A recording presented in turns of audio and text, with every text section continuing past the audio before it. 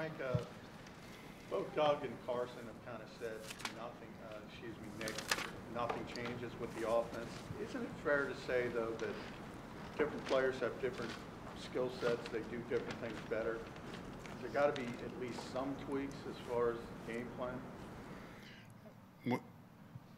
There will be very minor tweaks to the game plan. I mean, this is our system. This is what we built the system. Certainly, it starts at quarterback, but it's really built around all the talent that we have on offense. So, and good for us that all our quarterbacks are talented. Now, Carson has some unique physical traits that he does exceptionally well, but it's nothing that Nick can't handle. So we're full steam ahead. Frank, you have a very unique perspective in your career, being a backup, playing in huge games, not only the regular season but playoffs multiple times. What is your advice to Nick Foles going into this situation? You're with a very good team. Well, the good thing with Nick is he's been there, done that. When I had an opportunity to step in and play, it was more, I had never done all the things that Nick had done as a starter. So Nick knows he needs to just go be himself. And one of the great things, anybody who knows Nick knows he's very comfortable in his own skin. Very, very comfortable, very confident in his abilities, and is an excellent quarterback. So I think, and he exudes that confidence where the guys on this team will see that, they feel that. You just know this guy's been successful. I mean, just look at what he's done. It looked like on Sunday after the game, you were on the bus with Carson for 45 minutes or so until it left. What was his demeanor like at that time? What were your conversations like? The conversation, it's tough. I mean, you get an injury. You're not sure how the extent of that injury at that point, so you try to be optimistic. But, it's really about the team. One of the great things about Carson is he's a team-first guy. And, you're concerned about the injury, but at the same time, you're excited about, we just won the division. I mean, that's what you have to fight. That's the maturity that you have to be able to know, hey, this is a tough setback, but a lot of great things still happening, and let's be optimistic about that. Let's have positive energy about what's going forward. With Carson's athleticism, is freakish in some ways, does that play into how you call games and script them, or is that just more what he can do extra besides what is already on there on paper? Yeah, I think that's a good point. A lot of times it is extra. Now, you might slightly call it different for Carson. A lot of this 90-some% same plays. But some of the things that he does are just extra, are his freakish athletic abilities. But when I looked at what Nick has done in this league, to throw 7 touchdowns in a game, to throw 27 touchdowns and 2 interceptions in the course of a year, that's pretty freakish as well. So, good for us that we have a backup quarterback that's done that. I mean, that's crazy. And that's why I know from Coach and I's perspective, we didn't blink. I mean, it's a setback. Obviously, you lose your quarterback. But to have a guy like Nick step in is big time. Frank, have you shared your experiences with Nick about, 93 and those kind of things? No, not at this point. And just because of his own experience, maybe we'll have a conversation during the week. I find that those days are gone, and they're good experiences, and they factor into that, comes out in its own way. Not sometimes so much in sort of the biggest experience I would share would be kind of the question alluded to earlier. I remember when in that year everybody thought, well, hey, Jim Kelly, no huddle offense, and it was like, now the offense is going to have to change because the franchise quarterback was out and this backup was coming in who didn't have the same skill set. And I remember as the backup going in and talking to our coaches and say, don't change anything. This is the offense that I know. This is the offense that I want to run. This is the offense that our players are used to. Let's just keep this thing rolling. We'll get it done. We got the guys in this room to get it done. So this is our DNA. This is what we've built this upon. So let's just go in there and play ball. So that's what I expect from Nick. And you obviously got Nick because he's good for this offense. He had played in it before. What is it about his skill set that makes him suited to this offense? Because he's really smart, he's accurate, he's got a strong arm. I remember when, the thing about this offense, what Doug and what our staff has done a really good job at taking Doug's system that he brought into and then making a hybrid that's turned into something that is ours and special and unique. And we've pulled from different aspects of us from our offensive staff. Part of what we pulled from is when Nick was here before, there's a certain percentage of our offense that is connected to some of that stuff when he was there.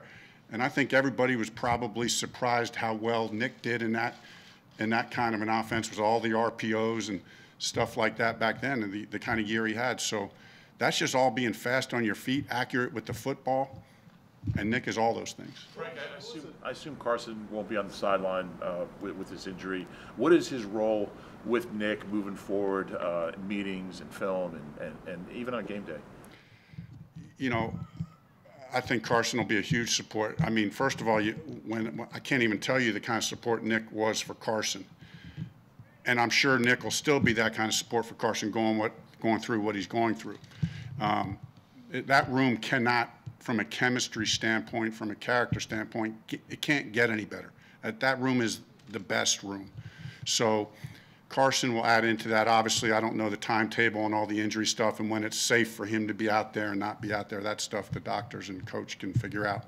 But as far as the meeting room, you know, just getting to know Carson the way we all know him, it'll help. But he's a guy who has a lot of ideas, who has, he's very engaged like that, as is Nick. So I think Carson will have the maturity to understand, hey, this is Nick's running the show right now. So just be there to support him in whatever way you can. If I could ask, like, getting back to like that '93 season, what was your kind of demeanor like, you know, knowing that you were going to be the quarterback going into the playoffs? I mean, you know, nervous at all? Were you confident? I mean, how did you approach that whole situation? Utmost confidence because of the team surrounding me at the time. The team, just like this team, had already put itself in a position that we were on top by good defense, good special teams, and a really talented offense where we could spread the ball around. And it probably looked a little different when I stepped in, where with Jim Kelly and his unique passing abilities, it was probably 75% pass and 25% run. And when I stepped, I didn't have quite those abilities that he had. I was confident in them, but it was a little bit more of a mix, a stronger running game during some of those games, and but still same results. I know we're asking you about that '92 season, but did you make that remember, or did you remember that right away? That there are some natural parallels from that situation to this one. Did you think of that right away? Yeah, absolutely. I mean, I can't not think of that. And Hostetler, when he stepped in and led the Giants to Super Bowl right around that same time period, I was on the other side of that, you know, that one. So Kurt Warner, when he stepped in for Trent Green, so on and so forth. There's other examples around, not just my own example. And Nick knows that. He's a smart guy. But what Nick's going to draw on is his own experience. And, you know, I mean, the guy went to the Pro Bowl. I mean, we have a backup quarterback who was the MVP of the Pro Bowl. I mean, just credit Howie for, you know, having the foresight to get someone like Nick here for something like this. As a follow-up to that, Nick was purposely deferential, obviously, to Carson this year. What's the mentality of a backup quarterback, or the approach of a backup quarterback, when suddenly they need to step up and be that guy in the locker room? I mean, you have to be able to step up where you've been in a kind of, as you said, a deferential role, and step up with the utmost confidence that the guys know. And the thing is, because you're out there with them all the time, and you've already proven it, it's hard to explain other than to say, just be yourself. You know, just be yourself and make plays. That's what that money. You know, they say money talks. Playmaking talks.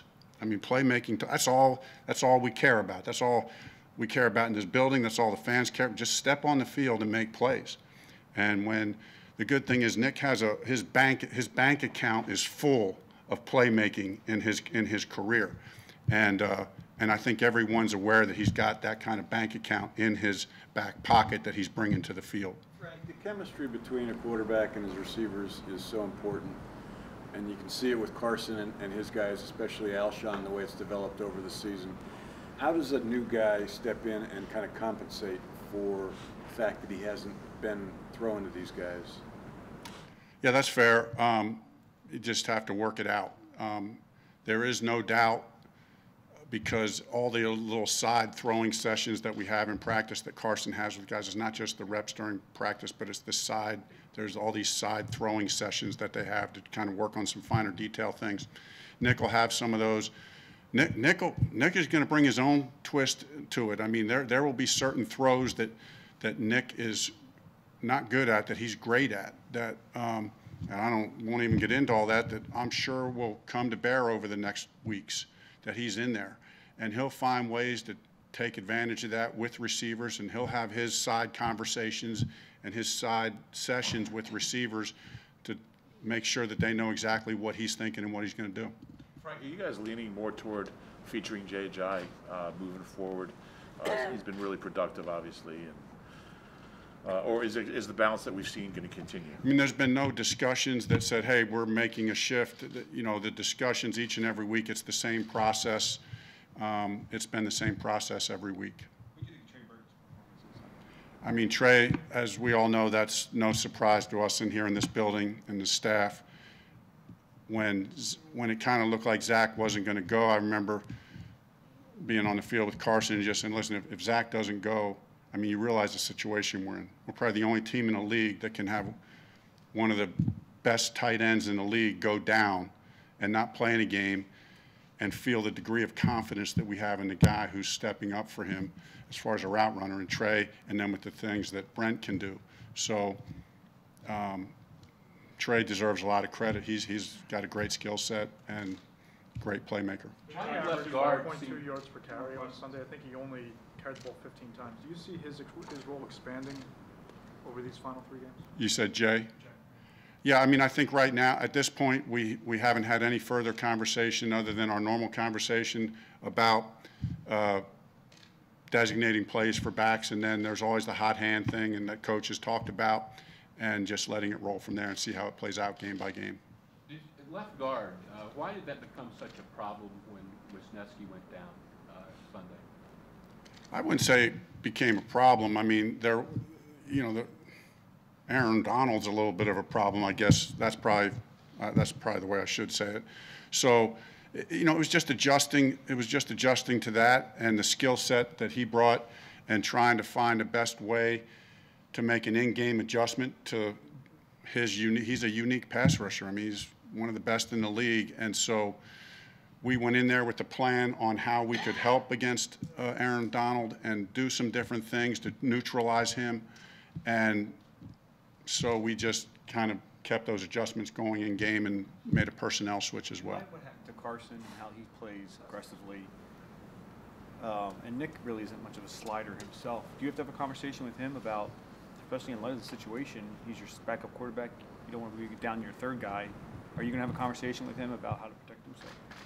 Yeah, I mean, we'll have the same conversation that we always have with Carson. I mean, as a quarterback, you really have to understand and pull back the competitive juices, and to understand that it's really for the best for the team that you protect yourself. And certainly that conversation will be having Nick.